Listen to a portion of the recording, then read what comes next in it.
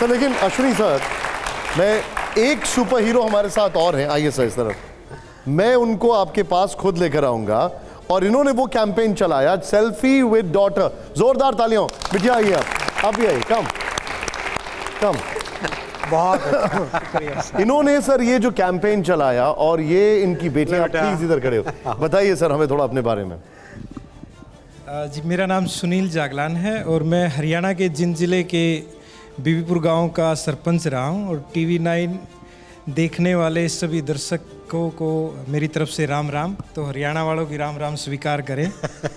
जब मैं सरपंच बना तो असल में वो कहते हैं ना, वो किताबों में पढ़ाई नहीं जो सिखाया सबक जमाने ने। तो मेरी 2 बेटियां हैं और मैं एक गर्वित पिता हूं। और सरपंच जब मैं 2010 में बना तो जैसे मैंने BSc computer science, MSc mathematics किया था, तो गांव की वेबसाइट बनाई, आरटीआई ऑनलाइन देना शुरू किया।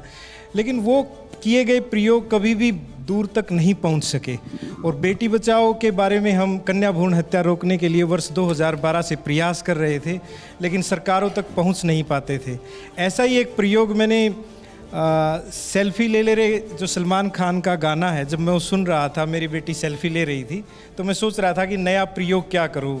तो सेल्फी विद डॉटर का जो है जन्म उस गाने से हुआ और सेल्फी विद डॉटर की प्रतियोगिता हमने गांव में करवाई और प्रतियोगिता कुछ एरिया में हिट भी हो गई।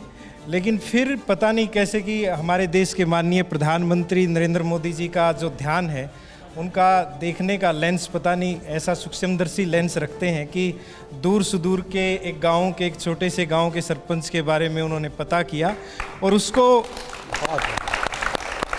मन की बात में 5 बार नरेंद्र मोदी जी ने 2020 तक लगातार बोला है।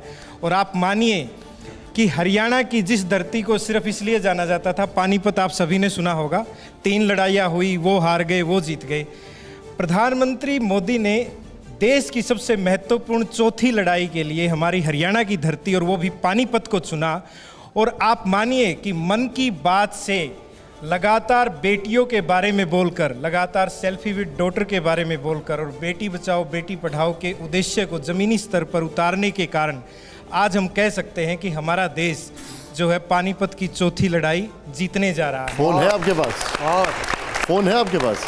जी बिल्कुल है। तो लाइव जरा सेल्फी विद डॉटर हो जाए यहाँ पर और आप सभी लोग ये करिएगा, सेल्फी विद डॉटर जरा करिए जरा टीवी 9। अश्विनी सर आप के साथ में आइए, आइए अश्विनी सर आप भी इधर आइए फ्रेम में। तो ये आपके सामने हो रहा है सेल्फी विद डॉटर। एक्सीलेंट। लेकिन मैं चाहूंगा जरा जोरदार तालियां हो मेरे को होस्ट, बल्कि जिनका मैं को होस्ट था, मेन एंकर तो यही थे आज के, अश्विनी जी के लिए।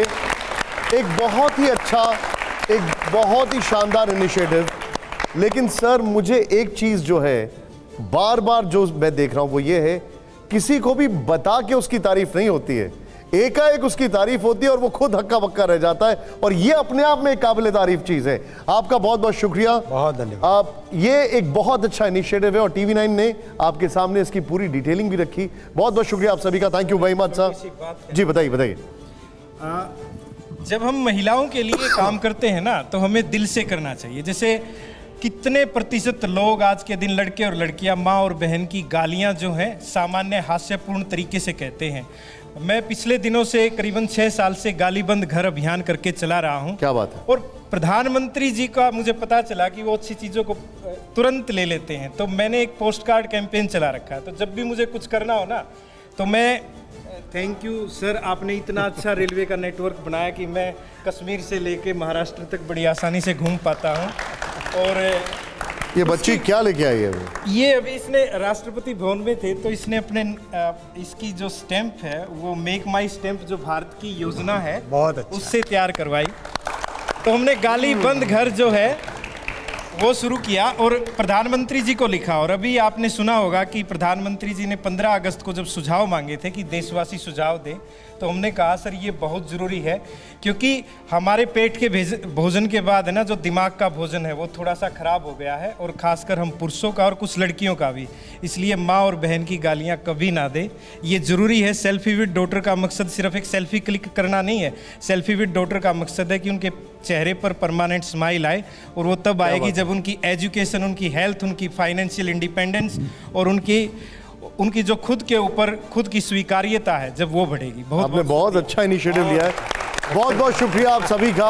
अश्विनी जी एक बार बहुत बहुत फिर से आभार। जोरदार तालियां हो जाए अश्विनी जी के लिए। फिलहाल वक्त एक छोटे से ब्रेक का, लेकिन खबरों का सिलसिला जारी रहेगा। न्यूज अभी जारी रहेगी। Thank you, thank you very much sir, thank you so much.